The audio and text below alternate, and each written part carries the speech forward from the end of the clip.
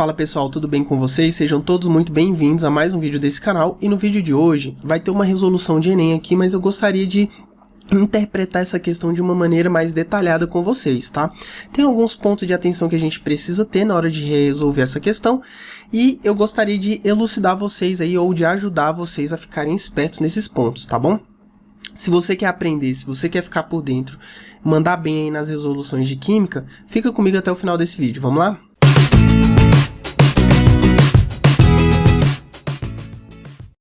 Antes da gente começar, se você tá caindo de paraquedas aqui, é novo no nosso canal, se inscreva aqui, tá? Ativa o sininho de notificação, porque a gente tá sempre mandando coisas bacanas aí pra vocês de química, como essa resolução de exercício aqui, tá? Eu espero que vocês gostem do fundo do meu coração. Quem me apresentou essa questão foi o Pedro. Pedro é um aluno meu do ensino médio, obrigado, viu, Pedro? E ela é questão 88 do Enem de 2014, tá bom? Tá aqui na tela nossa aí, questão 88 do Enem de 2014. O que acontece, pessoal? Eu não fiz o Enem e quando eu resolvi essa questão, eu vi que tinha alguns lances aí que a gente precisa tomar cuidado e relembrar se você não lembra, tá? Olha só, o que diz a questão?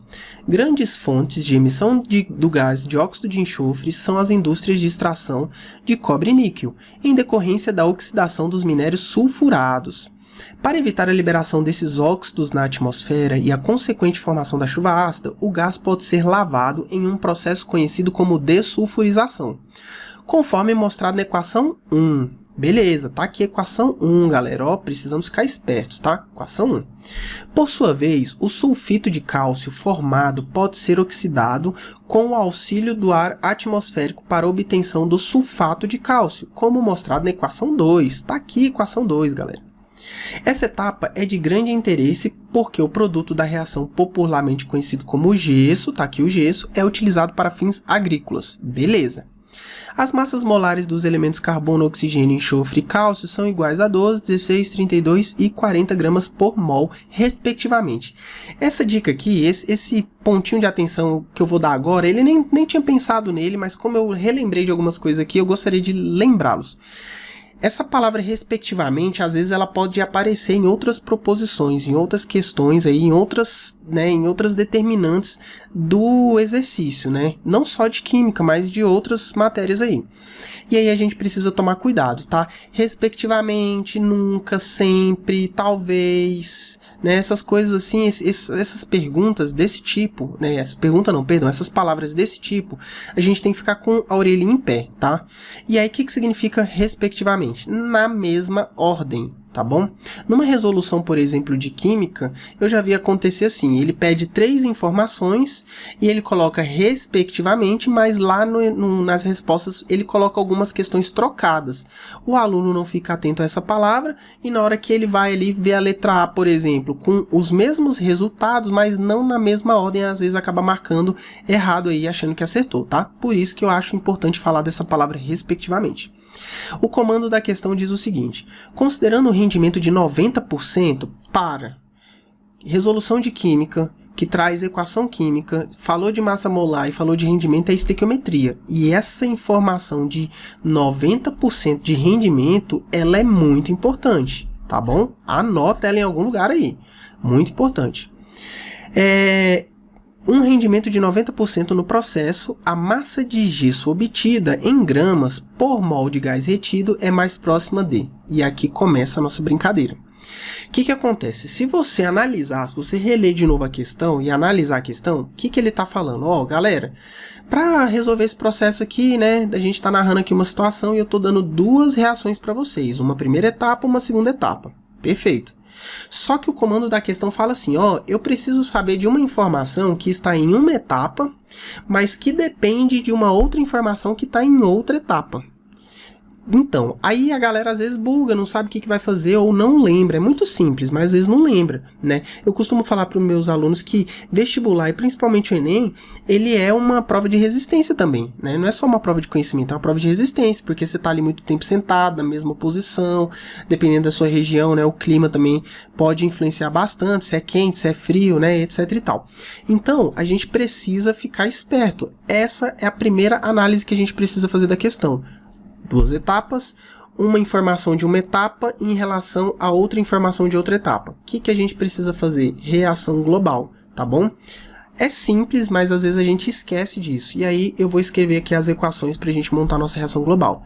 CaCO3 mais SO2, que forma CaSO3 mais CO2. Perfeito, essa é a primeira etapa. A segunda etapa vem 2 mols, opa, eu coloquei mol aqui, mais 2 mols de sulfito de cálcio mais oxigênio, formando 2 mols de sulfato de cálcio. Perfeito, tá aqui. Repara, primeiro detalhe, vamos verificar os balanceamentos. Um cálcio, tá ok. Um carbono, tá ok. 3 mais 2 oxigênio, 3 mais 2 oxigênios, ok, 5 oxigênios de cada lado, um enxofre, ok. Então, repara aqui que as molaridades estão de 1 para 1 para 1 para 1, né? Esse número de vermelho é o coeficiente estequiométrico, mas também corresponde à molaridade, tá? Então, eu tenho 1 mol de cada uma dessas substâncias aqui. Beleza, na equação de baixo, eu tenho 2 mols de sulfito de cálcio, mais 1 mol de oxigênio molecular e 2 mols de sulfato de cálcio. Beleza, dá para ver que está balanceado aqui. Só que precisamos montar nossa reação global. Geralmente, quando a gente monta a nossa reação global, a gente cancela alguns fatores. E como acontece esse cancelamento? Tudo que tem antes da seta e tiver igual depois da seta da outra etapa, a gente cancela. Repara aqui comigo que tem caras iguais em lugares diferentes aí, ó. Olha só, esse cara e esse cara, dá pra gente cancelar. Dá não, a gente deve cancelar. Só que eles estão com molaridades diferentes. Um é 1 mol e o outro é 2. Se eu cancelar, ainda vai sobrar 1 mol aqui. E para mim não é interessante, né? Para nós aqui na nossa resolução, não é interessante isso daqui, beleza? Tem duas maneiras de ajeitar esse cancelamento. Ou eu multiplico a primeira reação toda por 2, e quando eu falo toda, é todos os coeficientes molares aqui, para não perder a proporcionalidade da reação. Ou eu divido a de baixo aqui por 2, tá bom? Ou eu divido essa daqui de baixo por 2. Eu vou preferir dividir essa de baixo por 2. Por quê? Outro ponto de atenção. O comando da questão fala o seguinte: ele quer a massa de gesso obtida em gramas por mol. O que significa isso? Por 1 mol de gás retido. O gás retido é esse, e ele já está em 1 mol. Por isso que eu vou preferir dividir a de baixo por 2, tá bom? Dividindo a de baixo por 2, olha só, o coeficiente estequiométrico fica 1, 2 dividido por 2 é 1, 1 dividido por 2 é 1 dividido por 2, e 2 dividido por 2 é 1. Perfeito. E aí tem gente que fala: Renan, já teve vídeo aqui no canal que você falou para evitar deixar fração. Realmente, eu já falei isso para vocês, evitem mesmo, frações. Só que apareceu uma fração, não seria melhor então multiplicar de cima por 2? Não, porque esse é outro pega aqui, outra manha que a gente tem que ter. Repara que as informações são referentes a esse cara e a esse cara. Se a fração tivesse nesse, eu ia até falar para vocês evitar fração, tá? Ou resolver com fração, dá certo também, não tem problema. Só que a fração apareceu no oxigênio, eu não vou usar o oxigênio para nada, tá bom? Então, tudo bem se essa fração ficar no oxigênio. Vamos cortar aqui, ó, cortou. A equação global agora fica, ó, carbonato de cálcio mais 1 mol, nem vou colocar esse 1 mol aqui agora, vou colocar assim, ó, dióxido de enxofre mais meio mol de oxigênio molecular, formando gás carbônico mais sulfato de cálcio. Perfeito. E aí, lembrando, eu tenho 1 mol desse, que está para 1 mol desse, ó. Se a gente olhar ali no próprio balanceamento das etapas de cima, a gente consegue perceber isso. E olha só, ele está pedindo a massa desse cara quando eu tiver exatamente 1 mol desse. Então, eu só preciso transformar esse 1 mol de sulfato de cálcio em massa. E aí, como eu faço a massa molar desse cara? Você vem aqui no cantinho e coloca lá, ó, sulfato de cálcio, coloca cálcio, enxofre, oxigênio, coloca as quantidades que tem. Eu tenho 1 cálcio, 1 enxofre, 4 oxigênio, multiplica pelas massas molares, que é 40, que são 16 e... Perdão, 16? Isso, 16 e... eu tô me perdido aqui, peraí, vamos lá. Carbono 12, oxigênio 16, perdão, 16 embaixo no oxigênio e enxofre 32, perfeito. Uma dica, tá? Eu nem fiz esse teste, mas como eu tenho orientado alguns alunos meus tomarem cuidado com as respostas que tem nas questões do Enem, eu quero fazer um lance aqui para ver se vai dar certo. Olha só, se não der, já fica o aprendizado. Tem gente que vai resolver essa questão tão rápido, ou não vai saber resolver, ou não vai ficar esperto com esse respectivamente, que vai ler isso aqui, ó. Cálcio são iguais a 12. E aí ele já vai achar que cálcio é 12. Vamos fazer uma continha aqui? Olha só.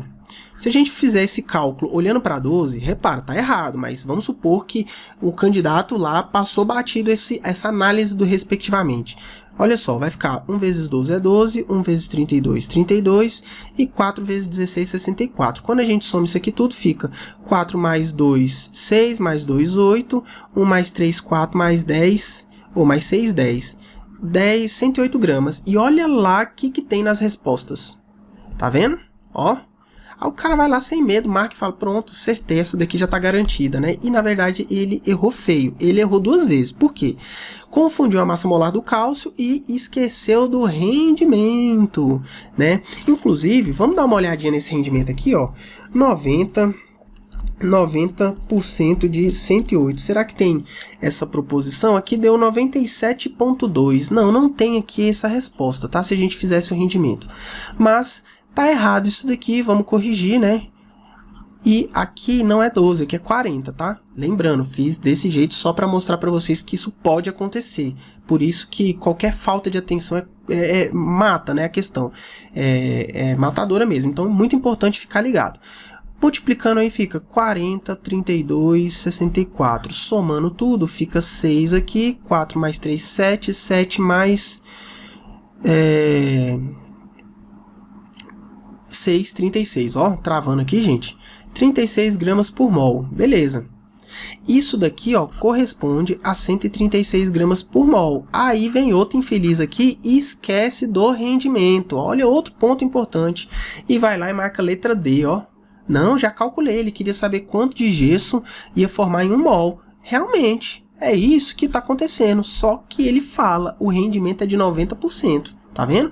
Tomem muito cuidado, galera. Por isso que eu achei muito importante falar dessa questão para vocês. E aí, olha só, nós vamos fazer uma nova regra de 3.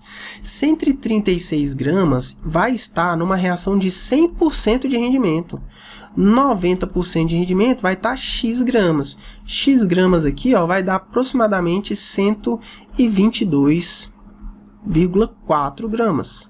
A opção correta aí vai ser letra C de coração, beleza? Tranquilo, pessoal, questão da hora, tá? Ela não é uma questão difícil, se a gente tiver bem treinado, se a gente tiver bem ensaiado aí, ter aprendido balanceamento e cálculo estequiométrico, tá? Dá para resolver tranquilamente. Lembrando que a matemática é só uma regra de 3 básica, tá? Não é difícil a matemática, o que é difícil, o que são, na verdade, difíceis são as interpretações, tá? O que é difícil mesmo é isso, beleza? Se você gostou desse vídeo, pessoal, compartilhe aí para ajudar mais pessoas, tá? Compartilhe para aquele amigo seu que não manda bem em química, que tem muita dificuldade, tá? Compartilhe para aquele amigo também que manda bem, para ele poder estar ali sempre atualizando o repertório de resolução de questão dele, tá ok? Muito obrigado, pessoal, fiquem com Deus e valeu, tchau!